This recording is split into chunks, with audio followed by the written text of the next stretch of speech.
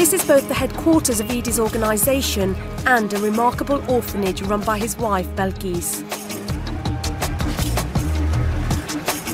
The need for child protection became obvious to Edie very early on, and he had a simple solution.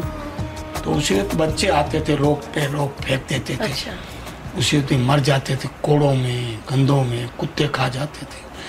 फिर मैंने एक झूला लगाया अपने सेंटर के पास और मैंने रिक्वेस्ट की कि मारो नहीं, फेंको नहीं, आप मुझे ले जाओ, आपको कोई कानूनी पैसे देनी होगी, आगे जवाब देना मेरा काम है, आपसे कोई हमारे यहाँ सेंटर पे पूछेगा भी नहीं कहाँ से आया, क्या है क्या, आज की तरह कोई चोरी।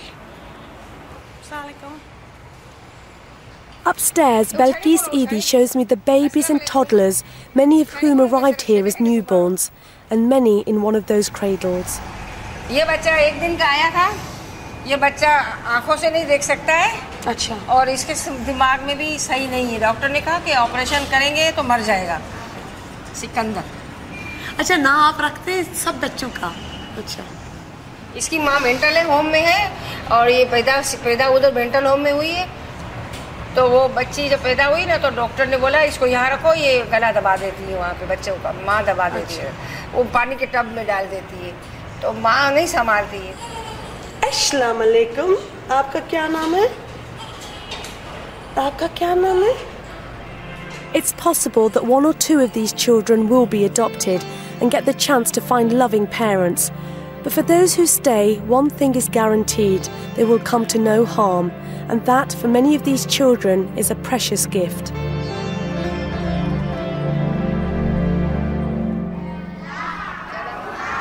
Poverty is a large part of why babies end up in an Edie orphanage.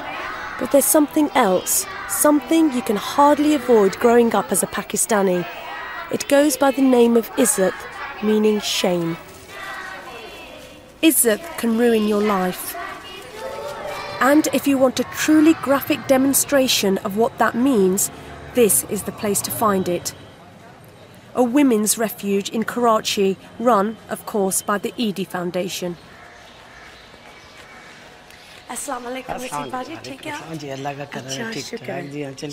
Inside, Dr. Naseem oversees 1,500 patients, as she calls them. But some of them are here just so that they can stay alive. अस्सलाम वालेकुम, कैसे आप? जी। तो ये आपकी? जी, ये ज़ुलेखा है। अच्छा, अस्सलाम वालेकुम Zulekha. Zuleika is just 16 years old, an adopted daughter of a family in Baluchistan. She has been here for 2 years. मैं घर से निकली थी, मेरे माँ बाप मुझ पे जुल्म करते थे और मेरे माँ बाप मुझे मारना चाहते हैं, और जब मैं घर से निकली तो ये सब बुरा काम। अच्छा, किसी लड़के ने इनके साथ बुरा काम किया। अच्छा, तो फिर ये इसके बाद घर नहीं गई, समझे ना? तो लेकिन क्यों मारते थे? इसके साथ वो रेप। अच्छा, इस वजह से मेरे मामू बहुत मारते थे मुझे, ऊपर लटका के मारते थे। क्यों? वो बोलते थे तो तुम हमारे अपने नहीं हो, तुम सौतेली हो, हम तुम्हें इतना मारेंगे तुम याद रखो।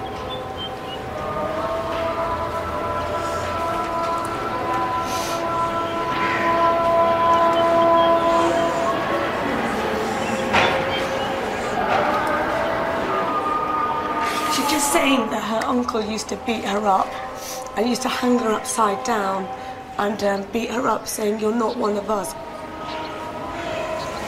So that's why she's come here to seek shelter and get some help.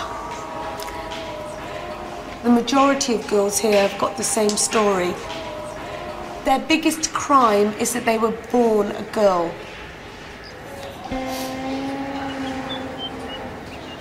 The Edies and Dr. Naseem have protected Zuleika from almost certain death, and here she has friends, or at least women who have been traumatised by similar horrors.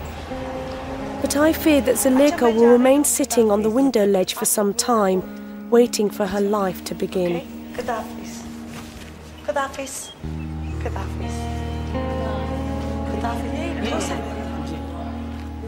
इनकी उम्र क्या है?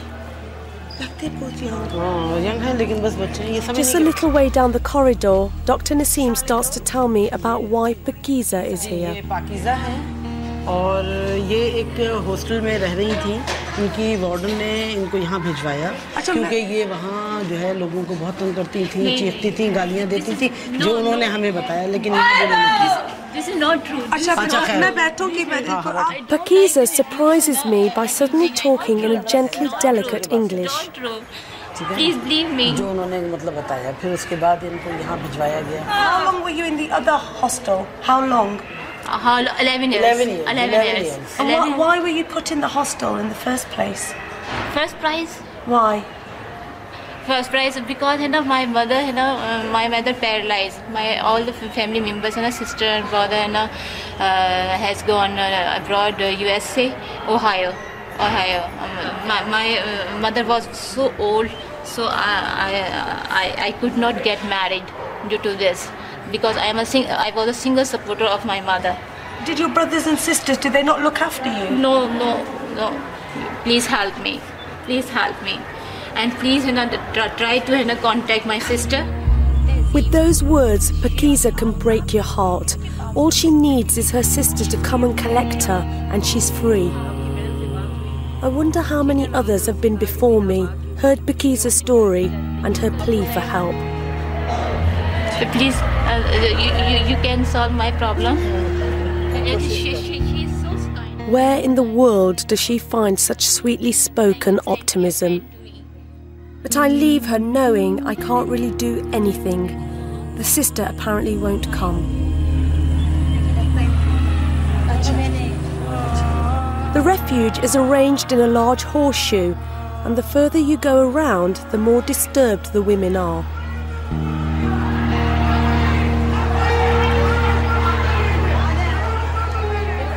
This place is truly traumatizing. And I do start to wonder whether the refuge shows up the limitations of what even the Edie Foundation can achieve.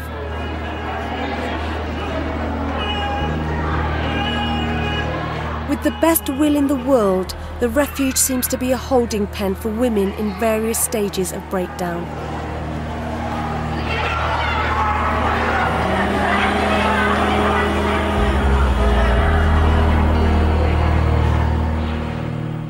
Outside in the courtyard are the most desperate patients, whose haunted faces have been burned in the unrelenting sun.